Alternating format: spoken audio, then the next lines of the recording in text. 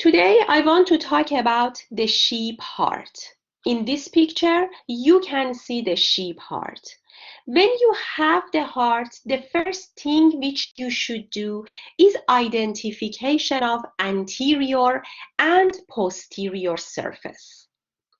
For anterior surface, I told you yesterday that we can see the auricles in the anterior surface. Here you can see right auricle, and this is the left auricle. We don't have them from the posterior view of the heart. We can only see it from the anterior view. So the first key is paying attention to the right and left auricle. The other key which can help you to identify anterior and posterior surface is paying attention to anterior interventricular sulcus. This is anterior interventricular sulcus, the depression for the location of the coronary arteries and coronary veins. And this depression, as you see here, is protected and it's supported by the adipose tissue. The adipose tissue come and fill this part for you to protect the blood vessels. We have the same for sheep heart, human heart, and all the animals' heart. The other thing which can help you to identify the anterior and posterior surface is paying attention. Sorry, did I talk about it? I become distracted a little bit. This anterior interventricular sulcus is obliquely oriented. You can see that like this. It's oblique. It's not straight. The other key which can help you is the apex of your heart. The apex of your heart is located toward the left side, and the apex of the heart is only made by left ventricle. Here you can see right ventricle. Here you can see left ventricle, and the apex is only made by left ventricle. So right auricle and left auricle, and obliquely oriented anterior interventricular groove or sulcus, and the apex which is toward the left can help us to identify the anterior view. In the anterior view, you can also see the arteries. This is the pulmonary trunk. I will show it to you later. And this is the ascending aorta. You can see pulmonary trunk and ascending aorta from the anterior side, not the posterior.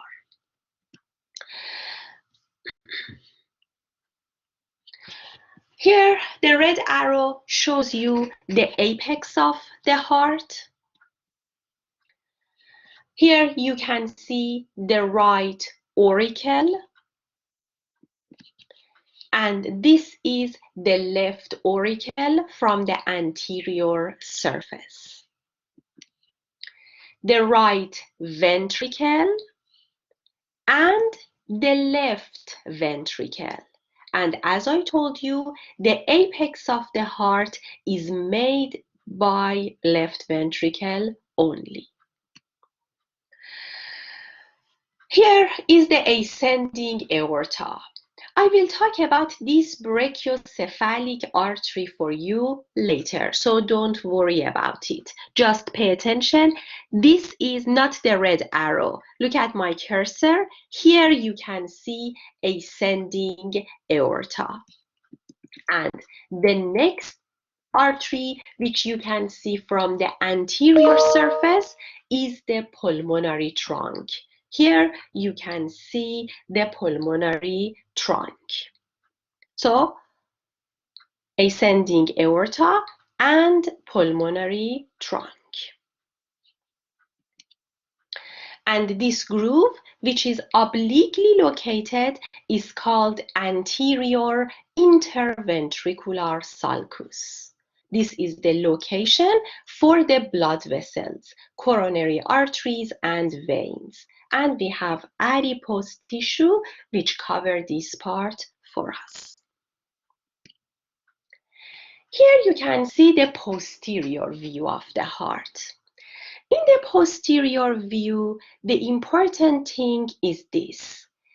The posterior interventricular groove or sulcus is straight.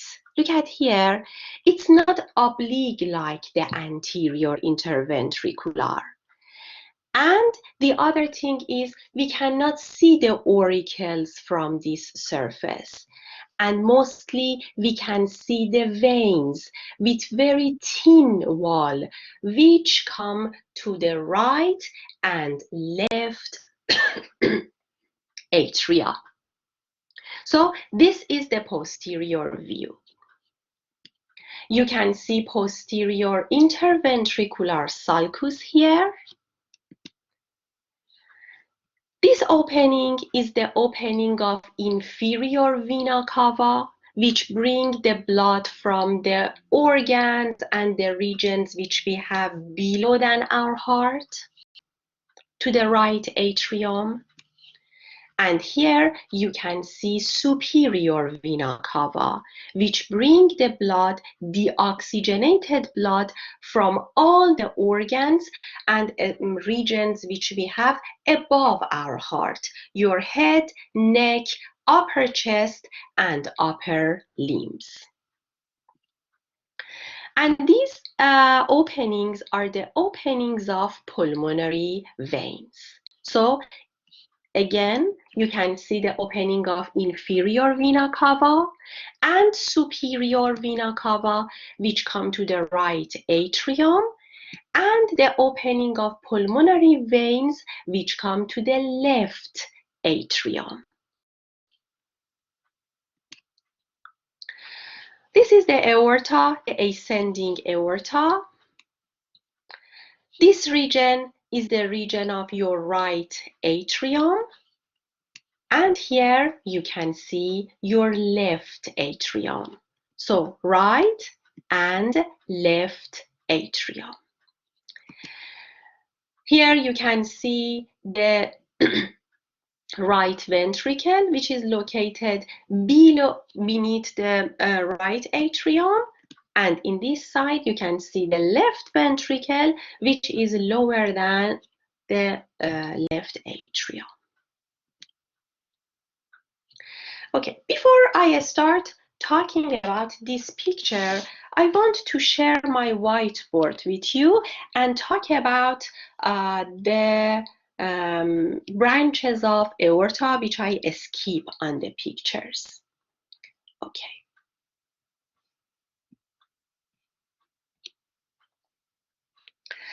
I hope you remember that. If this is your heart, we have aorta, which come out of our left ventricle. First, we have ascending aorta, which come up. After that, the aorta makes the arch. We call it aortic arch, and after that, we have descending aorta. From the aortic arch, in human, we have 3 arteries. The first one is called brachiocephalic. The second one is called left common carotid. And the last one is called left subclavian. So brachiocephalic, left common carotid, and left subclavian are the branches of aortic arch in human. But in the sheep, it's a little different. In the sheep, we only have 2 branches from the aortic arch. Now I want to draw the aortic arch of the sheep for you. Here is the ascending aorta, Then we have aortic arch, and after that we have descending aorta. From the aortic arch, we have only two branches. The first one is the brachiocephalic,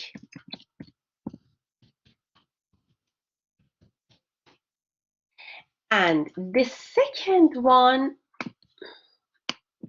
which you can see here, is left subclavian. Left subclavian artery.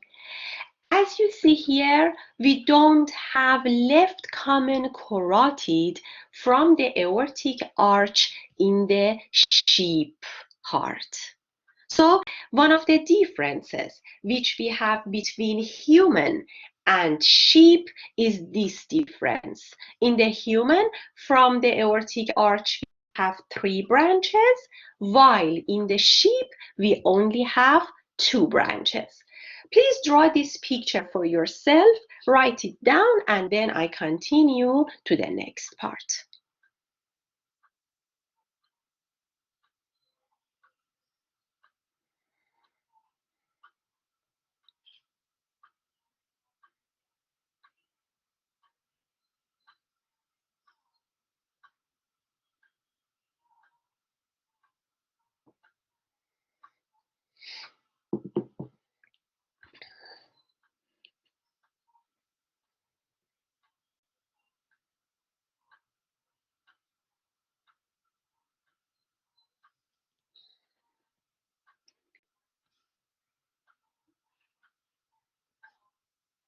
Okay, just let me know whenever you're done.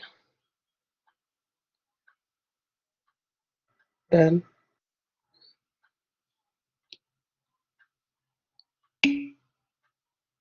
Okay.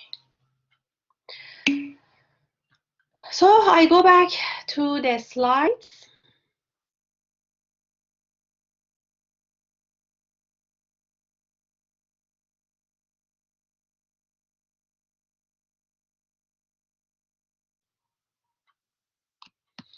And this is one of the branches which we have from the aortic arch, and this is the brachiocephalic artery. And be sure for your exam, I will use the best pictures, the picture which you can identify them easily. So don't worry about the pictures for your exam. Okay. I will open, as you see in this picture, I opened the sheep heart, and you can see the right ventricle here. This is the right ventricle. You can see the tricuspid valve. You can see the chorda tendini, which are attached to the tricuspid valve in one side, and on the other side they insert to the papillary muscle or the bulge muscle which we have for inserting the chorda tendini. And do you remember how many papillary muscle we have in the right ventricle and how many do we have in the left ventricle?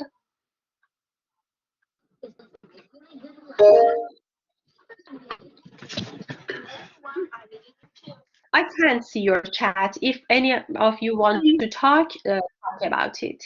3 in the right ventricle and 2 in the left ventricle. Exactly. We have 3 papillary muscle in the right ventricle, 2 in the left ventricle.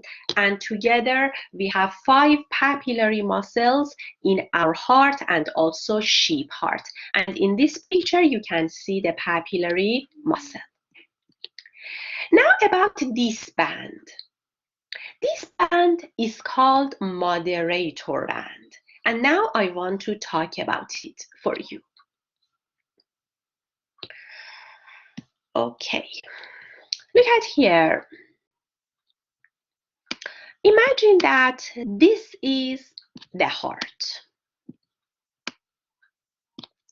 you have right atrium, left atrium, right ventricle, and left ventricle here. And if you watch the videos about the physiology of the heart and about the conduction system in our heart, which can make heartbeat, you know that the conduction system of our heart is composed of different parts. We have one node near the opening of superior vena cava, which we call it SA node or sinoatrial node. And it can make action potential. Then the information of this sinoatrial node come down, as you see here, and come to the next node, which we have in the last part of interatrial septum, and we call it AV node.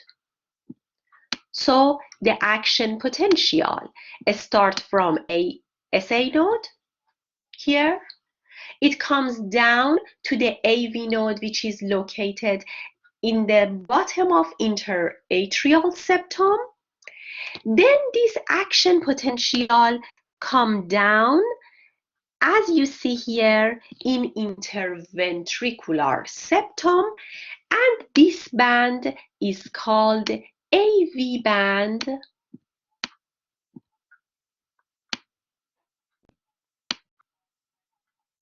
or His bundle. Then the AV band bifurcates into two branches and come toward the apex of the heart. These branches, this one is called right, and this one is called left AV bundles. And then the action potential go up in the wall of the heart. This is how the action potential can distribute in the wall of our heart. It starts, as you see here, from SA node. It goes down to the AV node, then AV bundle or AV band or His bundle. Then the His bundle bifurcates into two branches, right and left AV bundles, and they come to the apex of the heart, and after that they go up in the wall of the heart. And then the heart can go to the contraction at the same time. This is what we have in our conduction system. But if the action potential wants to pass all of these parts, it takes a long time, and our heart needs to beat 72 times per each minute. So we need to send this action potential faster to the different parts of the heart. In our conduction system, we have some detours. We have some alternative routes which can help us to send the information faster. Look at here. I draw these alternative routes with blue color.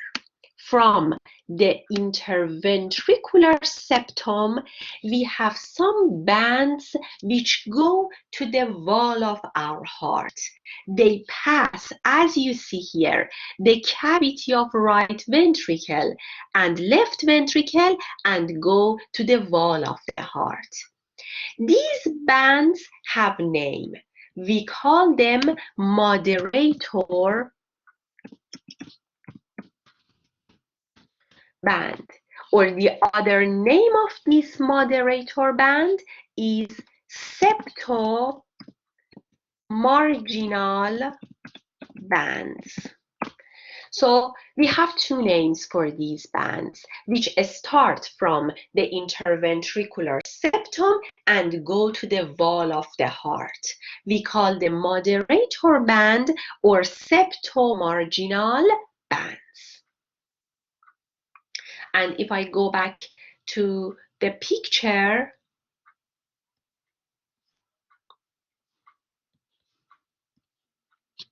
you can see these moderator bands here, or septomarginal bands. They start from interventricular septum and goes to the lateral wall of the heart. Actually, they carry the action potential, and they are the part of conductive or conduction system of our heart. Do you understand? Yes. Yes. So these fleshy Yes. bands are called moderator bands. Okay.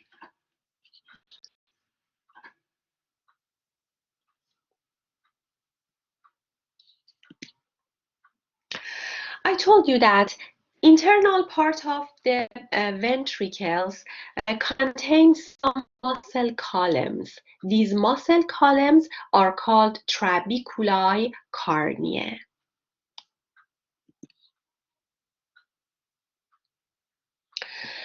And here we open the right ventricle, and this is the opening of pulmonary trunk. This is the pulmonary trunk, and I told you that the pulmonary trunk has a valve in the beginning. This valve is called pulmonary semilunar valve, and you can see the flaps of the valve here.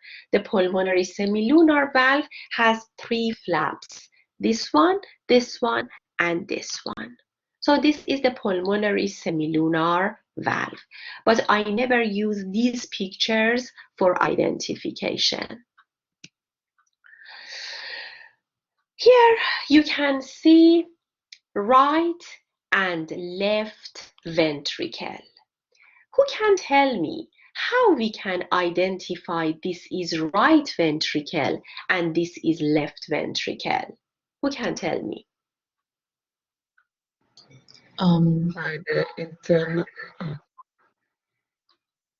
By the internal middle circles, the shape. This is internal part. Juan. The wall of the left ventricle is thicker. Exactly. Thank you, Juan. The wall of the left ventricle is 3 times thicker than the right ventricle. So you need to pay attention to the thickness of the wall. The chamber which contains thinner wall is right, and the chamber with thicker wall is the left ventricle. So right ventricle and left ventricle. And between right and left ventricle, you can see interventricular septum. Besides thickness of the wall, what is the other key for identification of right and left ventricle? Who can tell me? The apex. The apex of the heart. Thank you. Yes. The apex of the heart, Julie, did you say the answer? Yes, that was me. Yeah, okay. So the apex of the heart is located only in left side. The left ventricle can make the apex of the heart. So this chamber is left and this chamber is the right ventricle. I have a question. Is this true? Is the apex being only in the left ventricle only in sheep hearts, or is that in human hearts as well? We have it in human hearts, all mammal hearts. Okay, got it. Thank you. And as you know, this is the left ventricle. So the valve which we have between left atrium and left ventricle is bicuspid or mitral valve. So this valve is mitral or bicuspid. Why? Because it's located in the left side. You can see the chorda tendini here. And you can see the papillary muscle, the bulge muscle, which the chorda tendini insert into. And here is the beginning of the aorta, and in the beginning of the aorta, we can see aortic semilunar valve. And this is the interventricular septum, the septum which is located between right and left ventricle.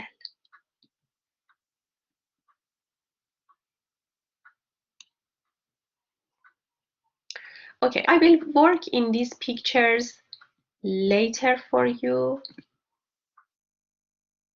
or you can do them right now. Who wants to start talking about it? Or do you need some minutes to work on it and then we go over the answers together? I might need some help. So maybe we go over it together. I don't know if I know a lot of this stuff. Just because the angle is different, sometimes it's difficult and I need to get oriented. Okay, so please, I give you 5 minutes. I check these pictures and then I go over the answers for you.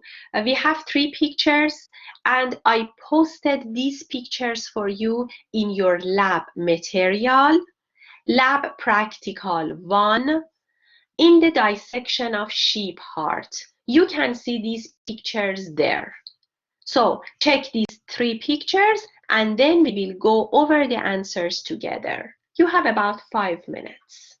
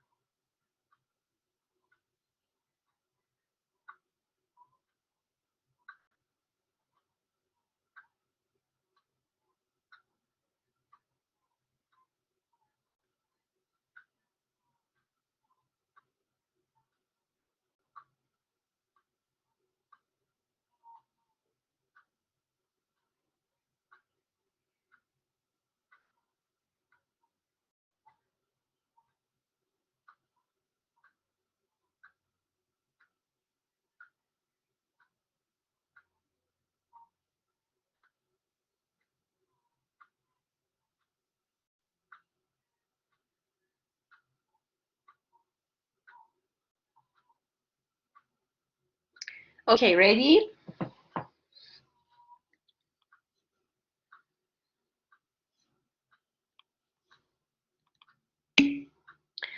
I will post these keys for you on your Blackboard too, so don't worry about it.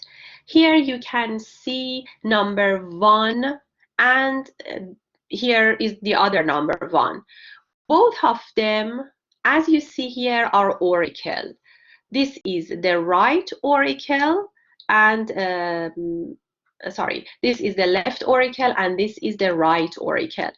Who can tell me this surface is posterior surface of the heart or anterior surface of the heart? Anterior. Posterior. Posterior. Yes, this is posterior surface, but the picture is from top. Because of that, you can see the auricles here. In normal situation, when you look at the heart exactly from the back, you cannot see the auricles. This picture is from top, and here is the posterior surface. Okay, number 2 here is the superior vena cava, and number 3 is the inferior vena cava. Number 4 is the opening of pulmonary veins. And here we have number 5 and 6. These 2 are arteries. And pay attention, for our aorta, the wall is much more thicker than the pulmonary trunk.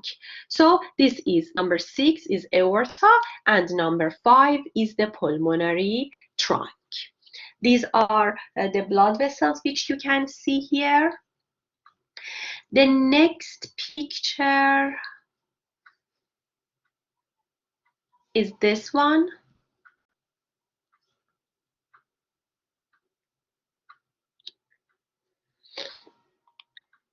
I cannot magnify it more than this. Here you can see the cavity of the left ventricle. You can see the mitral valve, and these are the chorda tendineae, and you can see the papillary muscle here. Above the left ventricle, you can see the left atrium. And look at here, we insert a probe in this blood vessel. Which blood vessel originates from left ventricle? Can you tell me?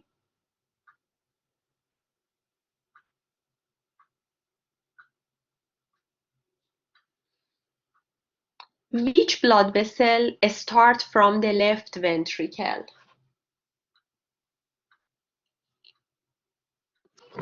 The aorta. Aorta. The aorta. So this blood vessel which come out of the left ventricle is the aorta. Yes. And the last picture is this one. This is the right side of the heart. This is the right ventricle. You can see the tricuspid valve, chorda tendineae, and papillary muscles here. And here you can see the right atrium. This is not a very perfect picture, but we have 2 blood vessels which come to our right atrium, as you see here, the superior vena cava and the inferior vena cava. So these are these 2 blood vessels, the veins. How could we identify, if we were looking at a picture of an interior part of the heart, maybe from this angle, how could we identify left from right in, like, what are those benchmarks? This is the thin wall. The left okay. ventricle is very thick. Can you go back to the last picture so I can see the thick wall? Yes.